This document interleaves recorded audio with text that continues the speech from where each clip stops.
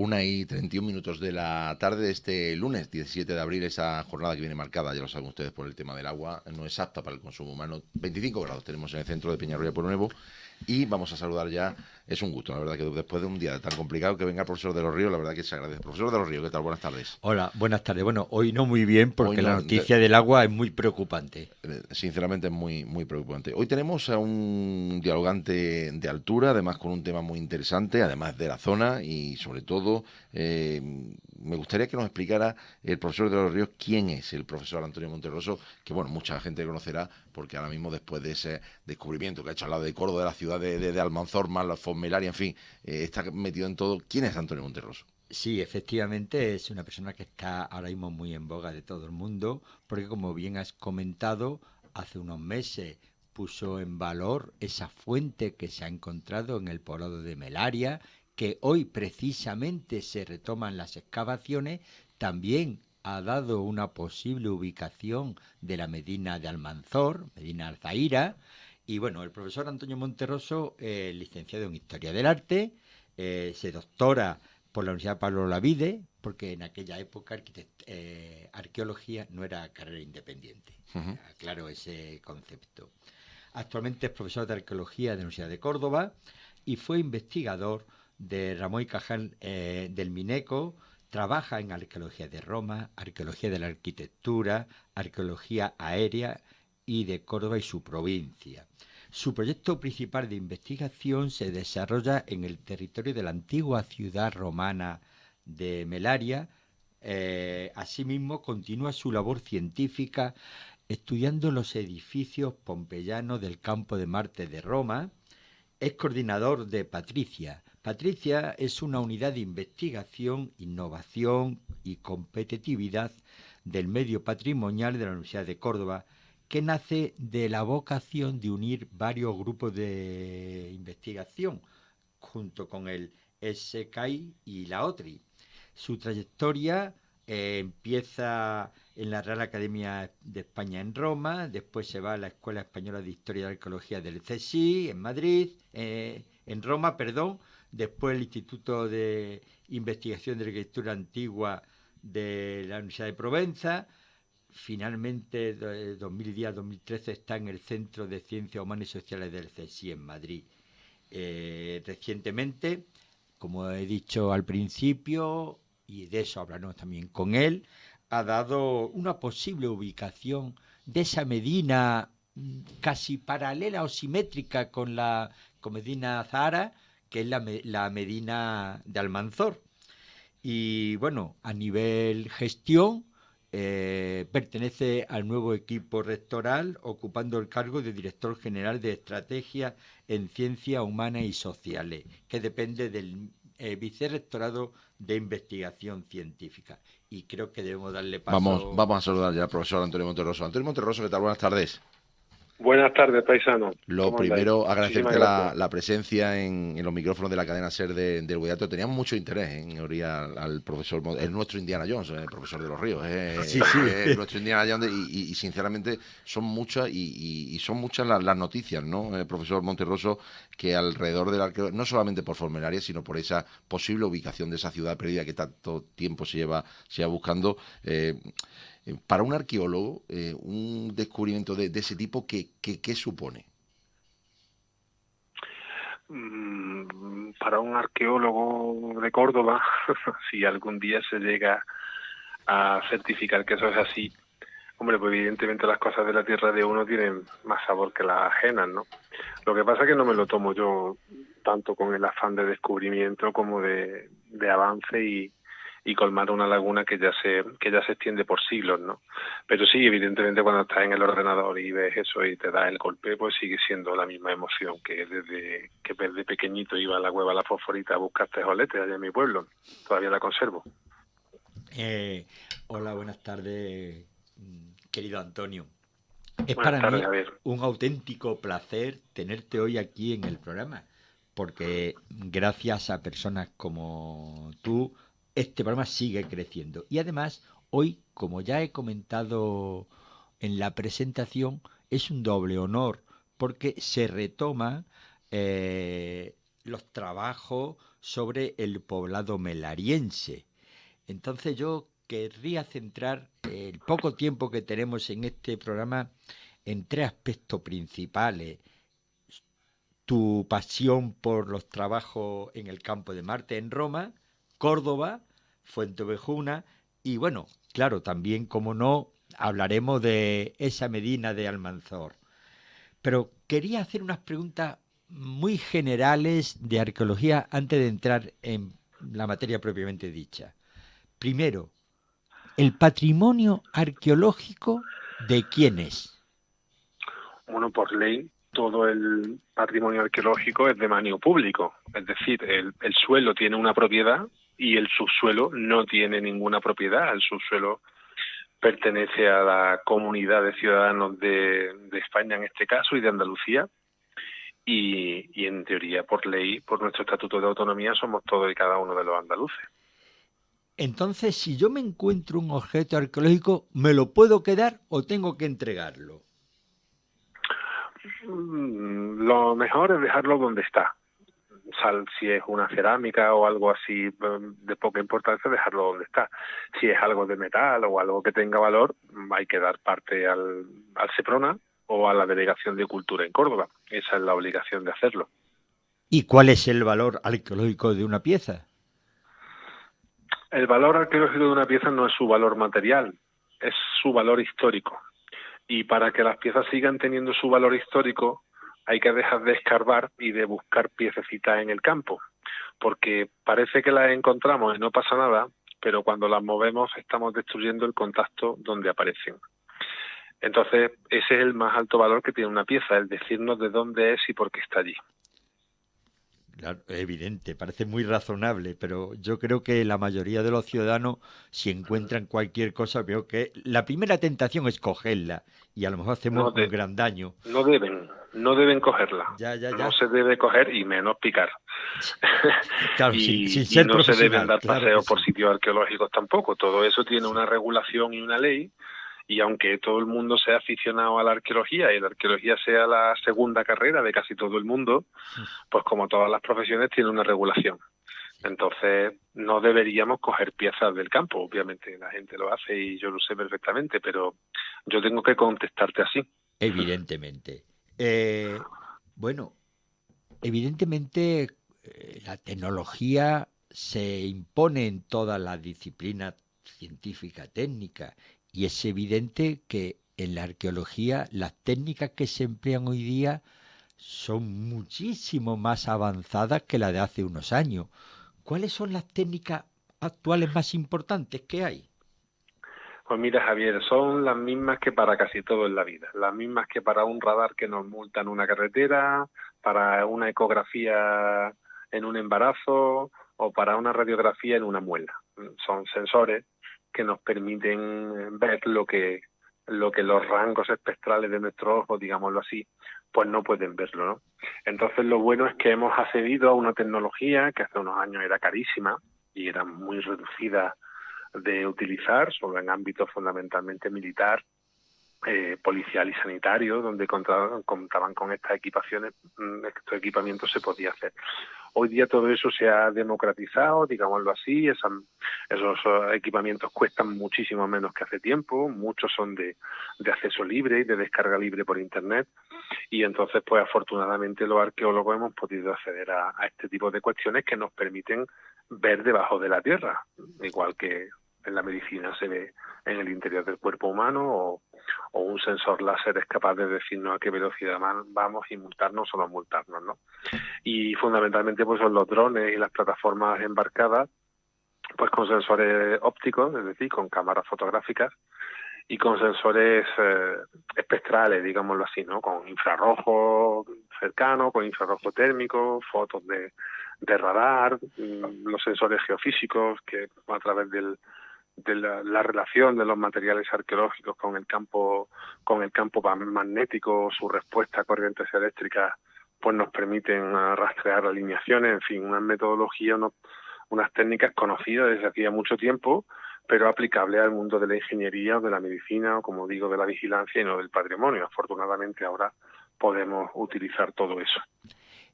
Y ese avance en tecnología y me voy a meter ya en uno de los capítulos, para mí, digamos, estrella por ser de la comarca, que es Fuenteovejuna. ¿Ha ayudado mucho a saber más de ese poblado? ¿Había sospecha de la fuente que encontraron? En general, háblenos de Melaria que hoy retoman.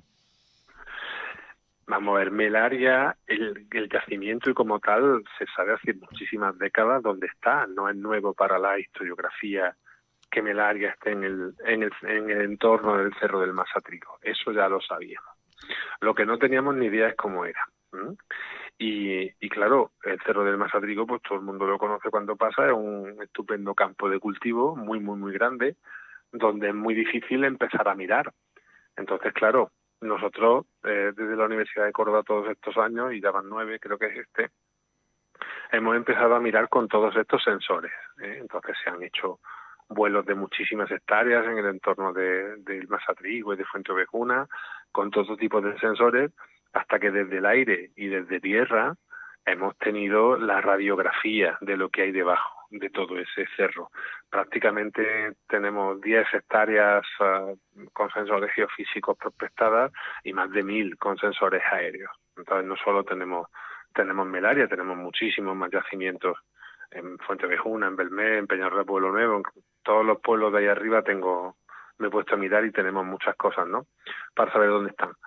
Así es como se le puede decir a un ayuntamiento de un pueblo pequeñito con todos los problemas que nosotros tenemos ahí arriba y por desgracia más desde hoy, que se embarque en la compra de un yacimiento, porque vamos como la cirugía, o sea, diagnosticamos al enfermo allí donde le duele, allí donde le necesita, en el menor espacio posible.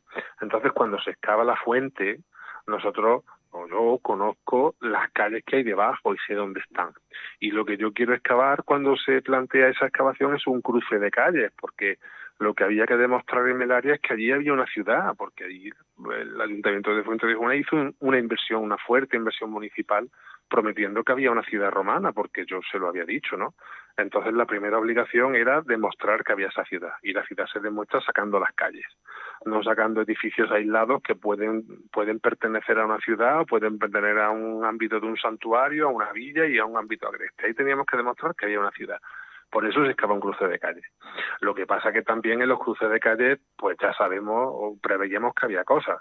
Hay altares, hay cipos de distancia que nombran los barrios, que nombran las millas, en este caso de la vía Córdoba-Mérida, y en algunos casos hay fuentes. Y en Melaria ya sabíamos que había un acueducto, se puede seguir su trazado desde el Molino de la Lana y sabíamos más o menos por dónde entraba la ciudad.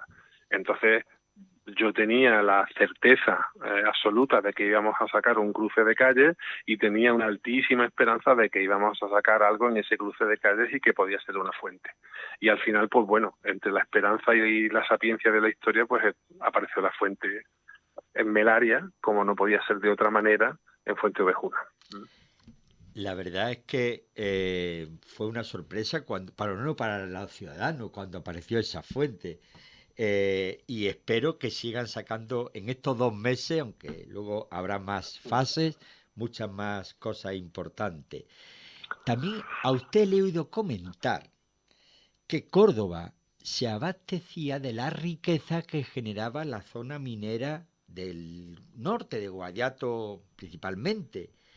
¿Cree usted bueno, las explotaciones mineras, las técnicas de explotación minera han cambiado y lo que antes era un estéril ahora se puede rentabilizar? ¿Cree usted que es un momento dulce para ello?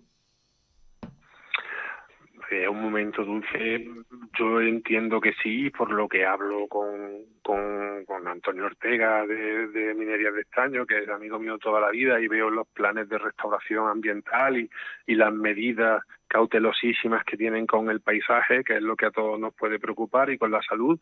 Yo, en tanto eso esté previsto, creo que es un momento dulce. Lo dije el otro día en Belmez, en una charla que tuvimos. Sierra Morena entera es el sitio más famoso de metales de toda la antigüedad y donde existen todas las riquezas. El otro día se decía en Belmez que había 133 tipos de metales, de los cuales 9 eran de interés prioritario a día de hoy. Lo que pasa es que a día de hoy buscamos conductores, buscamos sustancias conductoras porque trabajamos fundamentalmente con conectividad. Los romanos buscaban oro, plata, cobre, estaño, es decir, materiales o pesados o materiales suntuosos, ¿no? Y todas esas sierras nuestras pues son riquísimas. Lo que estamos en una situación especial, creo yo, con nuestras nuevas iniciativas de minería, es para revitalizar algo que a nuestra comarca le ha pasado desapercibido. Es decir, que hay una riqueza carbonífera industrial extraordinaria desde final del siglo XIX, pero que hay una riqueza metálica extraordinaria desde la protohistoria y en época romana, por lo que nuestras tierras eran famosas. Y es por la extracción de esa riqueza metálica, fundamentalmente la que se decaja de la cadena argentífera, el plomo y la plata, como las grandes familias cordobesas que tenían en su mano las concesiones mineras y el capital de lo que allá hacía, pudieron enriquecerse y construir los edificios que pudieron llevar a cabo aquí en la capital, ¿no? Entonces, en ese sentido, el gran pulmón de Córdoba o el gran vientre de Córdoba es el vientre metalífero del Guadiato y de los Pedroches, que era donde estaba toda la riqueza. Yo lo digo siempre, Córdoba fue cabeza, bueno, yo y otros profesores, fue cabeza de un gran distrito minero. Tener en cuenta que en la antigüedad la campiña actual no era parte de la jurisdicción de Córdoba. La jurisdicción de Córdoba iba desde Espejo hasta Mérida. O sea que fundamentalmente Córdoba, su capital, es de una raíz minera, no tanto por los filones que hay aquí en la misma sierra, sino por todos los filones que van hasta Extremadura y Ciudad Real, que en la antigüedad eran parte de su territorio. Y yo creo que había que revitalizar y enriquecerse con esa visión de la antigüedad y rescatar un valor añadido para nuestra cultura, nuestro patrimonio, como es ese, el de la minería metálica en la antigüedad. ¿Y quedan vestigios de esas minas romanas en la zona? Quedan muchas minas ¿Y se romanas, hay podrían más de hacer, y se 100 y podrían algo visitar algunas? explotaciones históricas, desde época protohistórica y romana en el Alto Guadiato y en los Pedroches, catalogadas por distintos investigadores a lo largo del tiempo. Lo que pasa pues que casi todas, prácticamente todas, están en ámbito privado, y salvo la mina de la Loba, que ha sido la única que ha tenido intervención arqueológica, el resto las conocemos por investigaciones puntuales, pero no son accesibles. Y de hecho esos catálogos de minas antiguas en su día sirvieron, o esos filones antiguos en su día sirvieron a la sociedad de Peñarroya para relavar escoriales, ya que los romanos, hombre, no agotaban toda la mina que hoy día somos capaces de hacer, y lo primero que se hacía era refundir escorias, ¿no? Entonces sí, minas quedan muchísimas con huella antigua. Bueno, yo no sé si comparte lo que te voy a decir. Yo veo un inmenso potencial turístico en la zona y yo no sé si lo comparte y si las administraciones principalmente lo ve. Tenemos en Fuentevejuna tanto el Poblado Melaria, que puede ser melariense, que puede ser el más importante, como el Pozo María, que está un poquito abandonado.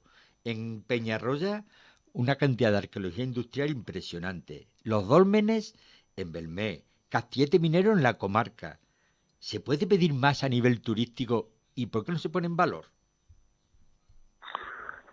No se pone en valor, igual que porque no tenemos agua. No se pone en valor pues porque tradicionalmente al norte en este sentido no se le ha prestado atención alguna. Tiene su explicación, en el sentido de que Sierra Morena es muy inaccesible a la hora de realizar investigaciones antiguas, es decir, a pie, ¿no? Y tiene su explicación también en que nuestros pueblos rara vez han tenido personal cualificado en patrimonio, en cultura, que forme parte de las plantillas municipales, ¿no? Hay municipios nuestros que tienen técnicos en cultura, en patrimonio, pero hay otros que no lo tienen, ¿no? Aparte de todos los problemas endémicos que queramos sacar a colación, ¿no? Potencial hay, en lo que falta, como siempre, iniciativa y gente que sea capaz de sacarla. Para mí, en este sentido, lo que ha hecho Fuentevejuna ha sido modélico. Es decir, que ante una investigación de la Universidad de Córdoba, que es la que tiene que garantizar que las cosas sean verdad, una alcaldesa y un municipio pues se echen adelante diciendo yo compro esto porque lo veo, es lo que creo que tendrían que hacer el resto. Si esperamos, como siempre, a que vengan de fuera a arreglarlo, pues no van a venir. Ciudades romanas y yacimientos tan o más importantes que los nuestros hay en el resto de la provincia, en el resto de Andalucía. Entonces yo entiendo que tienen que ser los municipios y los ciudadanos de los municipios los que tienen que tener la iniciativa de que sus ayuntamientos den ese paso. Y bueno, ya hay un precedente y ya salió bien, ¿no? Pienso. Entonces esperemos que con mesura y con buena planificación en el resto de términos municipales se haga. Cada uno tiene su idiosincrasia y sus retos, ¿no? Peñarol de Pueblo Nuevo pues tiene un gigante enorme que es el cerco y que no es fácil de sacar adelante. Pero bueno, siempre hay caminos intermedios, ¿no?, que se pueden seguir. Ojalá sea cierto. Bueno, vamos a salirnos del Guadiato, vámonos a Córdoba, esa ciudad tan impresionante que donde se haga un agujero sale un resto arqueológico. ¿Queda mucho todavía bajo tierra que no haya salido? Pues en Córdoba queda poco. Yo creo que queda poco bajo tierra porque Córdoba se ha agujereado muchísimo desde siempre, desde época histórica. Tengamos en cuenta todas las culturas que aquí hay, unas encima de otras, y luego porque la construcción ha sido brutal y atroz, sobre todo en los años del 2008, y lo sigue siendo ahora. Entonces, lo que quedan son pedacitos, retalitos en el centro histórico, parcelados en solares y accesibles a excavaciones solamente de cochera en cochera y cuando la necesidad constructiva lo demanda, ¿no? Otra cosa son el entorno de Córdoba, ¿no? El entorno cercano de la sierra, la zona hacia Medina Zahara, la zona hacia el este. Ahí sí hay yacimientos y los conocemos. Y en el pie de sierra, en la Ruzafa, pues hay una Almunia estupenda, un poquito más hacia Saldaña hay otro complejo andalusí impresionante, minas romanas pues también hay. Lo que pasa es que esta ciudad no quiere enfrentarse a ningún reto arqueológico que la saque de su cómoda siesta entre salmorejo, patio, feria y pocas cosas más. Y de hecho Córdoba no ha sido capaz de sacar ningún yacimiento público en los últimos 35 años, después de los mausoleos de Puerto Gallego, y el templo romano está cerrado, Cercadilla está cerrada, los parques periurbanos que se iban a hacer no se ha puesto ninguno en marcha, y en ese sentido, pues Córdoba no es espejo donde mirarse. Bueno, pues esperemos que cambie la tendencia y que Ya te esa... digo que no. Bueno, para que es optimista, Antonio. Bueno, me salgo de Córdoba y me voy a una de tus pasiones, ¿no? Tu estudio en el campo de Marte en Roma. Eh, ¿Qué ha encontrado el lugar exacto donde fue asesinado Julio César? Sí, sí, el metro cuadrado, sí, sí. Vamos a ver, yo me voy a Roma en el año 2003. Llevo ya 20 años que no he dejado en ningún momento aquello, y yo tengo mis parcelas del corazoncito bien cubiertas con mi Guadiato, mi Córdoba y Roma, pues que para mí es una patria adquirida por los 20 años de relación que ya tengo allí, ¿no?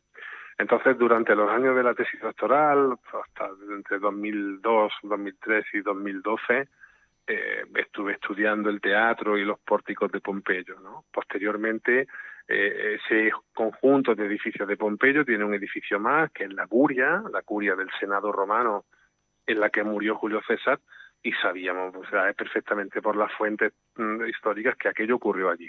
Ese edificio estaba identificado desde los años 30 del año pasado por un italiano, Giuseppe Marchetti Longhi, que trabajaba después de que Mussolini decidiera reservar ese área para asuntos culturales y no hacer unas galerías comerciales en Largo Argentina como estaban previstas, ¿no? Lo que ocurrió es que eso se excavó en los años 30 y 40, se identificó el edificio, pero no se le prestó ninguna atención a las fases edilicias, es decir, a la evolución del mismo que allá había, ¿no?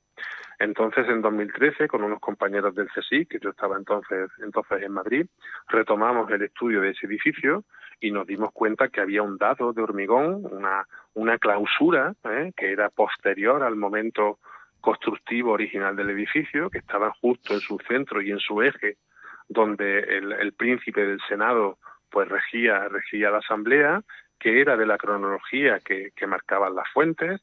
Se hicieron trabajos de caracterización geoquímica con el Instituto de Vulcanología de Roma, del Consejo Nacional de Investigaciones de Italia, y por unos técnicos especialistas extraordinarios en análisis de áridos y de compuestos del material, y se determinó que aquello primero era de una segunda fase y segundo era de la fecha en la que debieron acaecer aquellos sucesos de la muerte y de la posterior clausura del sitio por Augusto, ¿no? Entonces, pues con la arqueología, con la lectura edilicia y con la química aplicada a la arqueología, pues pudimos certificar que sí, que aquel era el metro cuadrado de la muerte de Julio César, y de hecho en la panelería oficial del monumento allí en Roma está la cita a nuestras investigaciones y el sello del Ministerio de Investigación español, con lo cual está plenamente admitido que eso es así. Bueno, pues prácticamente una parte creo que me la respondí, porque le iba a preguntar qué le ha aportado a usted o qué te ha aportado el estudio en el campo de Marte y qué has aportado a la ciencia su estudio. Bueno, el estudio es completo de los 4 edificios del complejo de Pompeyo. Ya publiqué un libro en su día de casi 450 páginas sobre eso y luego he estado en muchos congresos internacionales sobre el tema durante todos estos años. Entonces la producción científica es muchísima sobre eso, ¿no? Pero bueno, la aportación es haber rescatado como era, ¿no? Desde 1832 fueron los últimos estudios en el teatro y los pórticos de Pompeyo y bueno, hasta que no los retomo, pues aquello tiene una imagen muy, muy antiguada. Entonces, bueno, pues el aporte a un monumento tan singular de Roma como este es el haber clarificado su forma y su secuencia, digámoslo así, ¿no? Lo que a mí me aporta Roma, pues ya lo he dicho, es una parte de mí tan inescindible como la guadiateña o la cordobesa, sin la cual pues ni yo ni mi vida ni mis circunstancias como Ortega seríamos los mismos. Como digo siempre, hablo y escribo italiano todos los días y para mí es una parte más de mi familia interna el haber podido no solo estudiar allí, sino haber vivido, ¿no? Como digo siempre, he hecho hasta de pizzaiolo en Roma y de muchas cosas. La he vivido como se vive una ciudad, con el carnicero, con el panadero, con el taxista, con el barrio, con los amigos. Y evidentemente pues me ha formado y transformado mucho y bueno, pues todo ese bagaje el que ahora intento poner en práctica aquí en Córdoba a otro nivel y en otras circunstancias como obviamente es comprensible en ciudades de rango tan distinto. Bueno, Antonio, se nos acaba el tiempo. Me quedaba hablar de Medina Alzaira, no vamos a hablar, pero sí es una pregunta muy rápida. Si la Atlántida es un mito o una asignatura pendiente, y ahí lo dejamos. La Atlántida es un sueño como tantos otros y habría que dejar de buscarla debajo de los mares, pues que no va a aparecer nunca. Pero bueno, cada uno con lo suyo. Pero no, es un mito como tantos y desde el punto de vista arqueológico no tiene ningún sentido.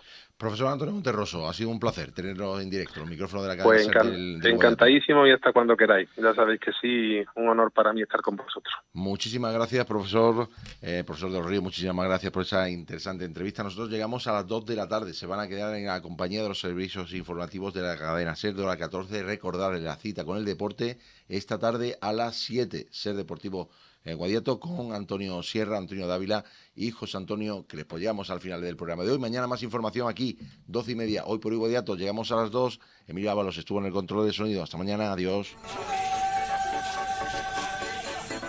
SER Deportivos en la cadena SER del Guadiato. Los lunes de 7 a 8 y los miércoles y viernes de 3:20 a 4 de la tarde.